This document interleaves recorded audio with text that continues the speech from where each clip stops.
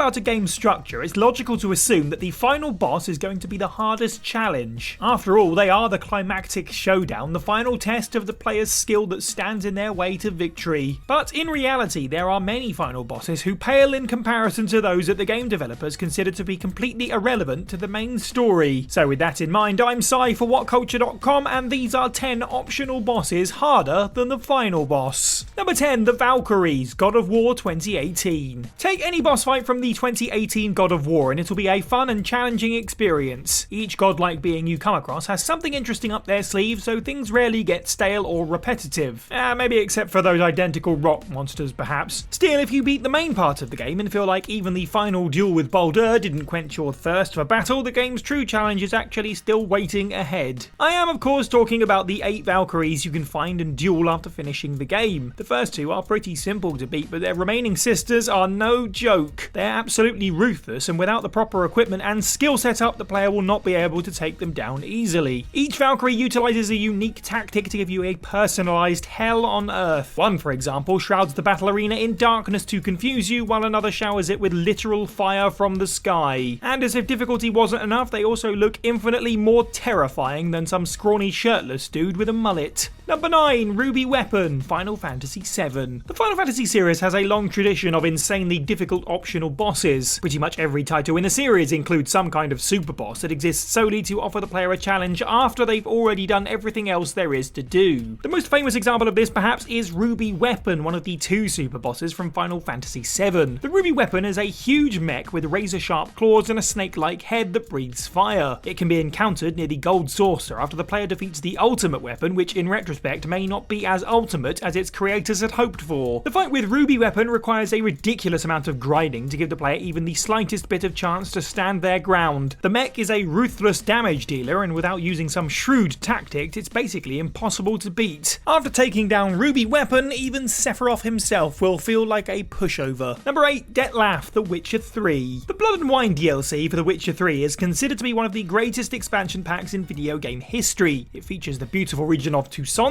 plenty of new missions, and a boss fight that completely outshines Eredin's pathetic attempt at being the game's main antagonist. The DLC revolves around capturing the so-called Beast of Beauclair, who in reality is a very old and very powerful higher vampire named Dettlaff. Depending on which choices the player makes throughout their mission in Toussaint, Geralt can end up fighting Dettlaff, and as soon as the man turns into his true vampiric form, you realise that the Wild Hunt is probably the least of the Witcher's worries. With the ability to fly, teleport, spawn hordes of bats, and even warp reality itself, Dettlaff takes a considerable amount of skill and preparation to take down. The player really needs to get a good understanding of his moveset and use all of the advantages at their disposal in order to bring him to his knees. He even has 3 distinct phases in his fight, once again putting Eredin and his 2-stage duel to shame. Number 7, Gex Kang the Unbound, Dragon Age Origins. Those who have played Dragon Age Origins tend to agree that as difficult as the final fight with the Archdemon is, he is by no means the strongest boss in the game. This title is either attributed to the High Dragon in Haven or a more unassuming figure called Gex Kang the Unbound. Gex Kang is a powerful demon who hides among mortals under the guise of an old man. He's an entirely optional boss, so much so that the player needs to look all over the world before they can even find him cooped up in his tiny hovel in Denerim. There are 2 main reasons why Gex Kang is significantly more troublesome than the Archdemon. The first one is the fact that Gex Kang wields an impressive roster of spells. He can disrupt your allies, disable their own magical abilities, and most annoyingly, heal an insane amount of health. The second is the environment. Whereas the final battle with the Archdemon takes place in a huge arena that can fill up with your allies, Gex Kang fights your warden inside a tiny cramped room, making it difficult to use the terrain to your advantage. Who knew single studio apartments made for such excellent combat environments? Number 6, Morgan Freeman, South Park The Fractured But Whole. The second South Park game doesn't just take the cake for having the best subtitle in video game history, but also for confirming that Morgan Freeman is the most powerful figure in the universe. Yes, in a very brutal mighty fashion, the South Park version of Morgan Freeman is an unassuming godlike being with abilities that can take down your entire squad with little to no effort. Even though the main storyline has you fighting dangerous criminals, mutated monsters, and even a literal eldritch god, none of them are even remotely as powerful as Morgan Freeman pretending to be an ordinary employee of a local taqueria. The fight is easily the hardest battle in the game, and funnily enough, it can only be triggered if the player asks for it. Morgan will only decide to fight you if you punch him on the world map, and even then he has the patience patience to let you do it a few times before he finally snaps and wipes the floor of his taco shop with you. Don't mess with the freckled god. Number 5, Ebony Warrior, The Elder Scrolls V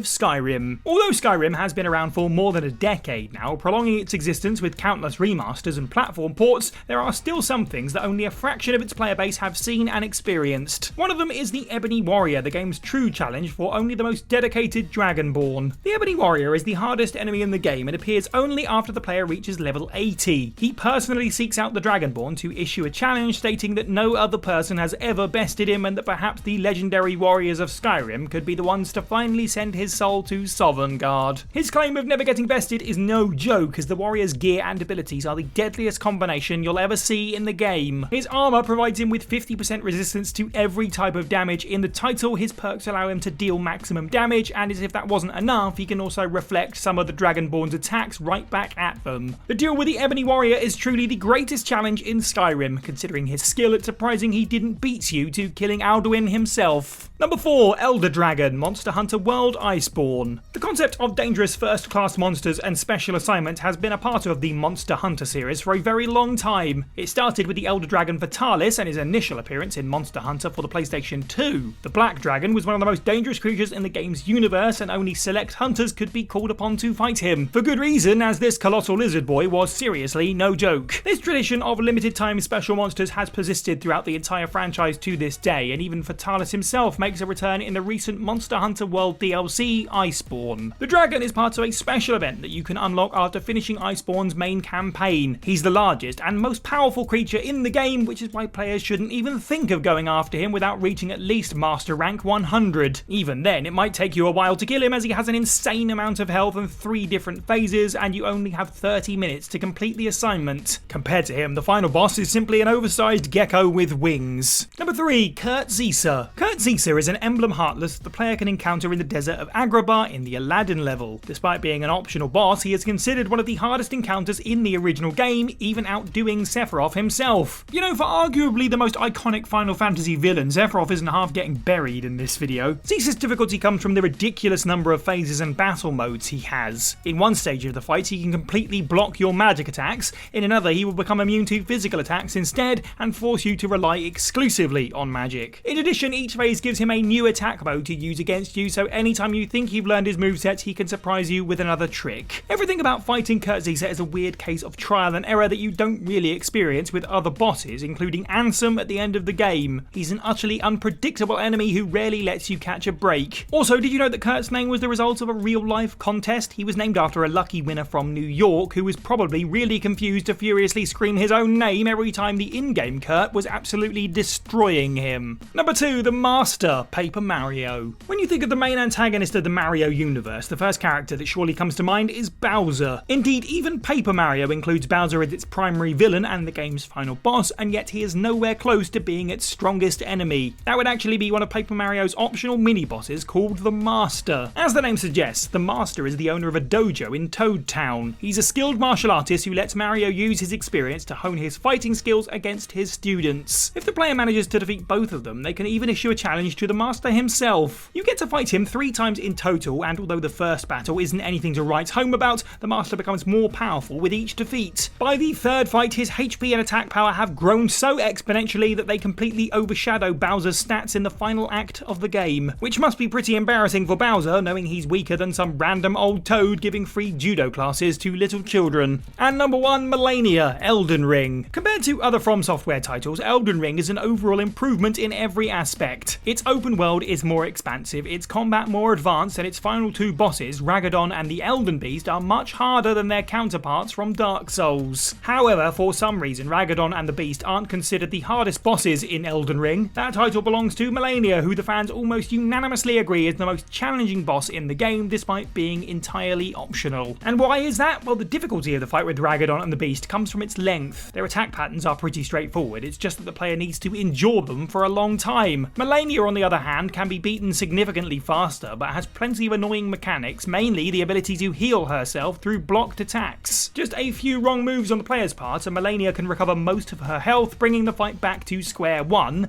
except the player has already exhausted most of their own health and supplies. Who needs healing flasks when you can just scrape HP off of your opponent's shield? If you like this video, chances are you'll enjoy this one on screen now for 9 RPG boss attacks that were utter BS. One of these bosses might feature, and Sephiroth might finally get his due. Leave a comment down below on other optional boss fights that were harder than the game's final boss. Don't forget to like this video. You can head over to WhatCulture.com for more content every day. I've been Sai for WhatCulture, and have a good week.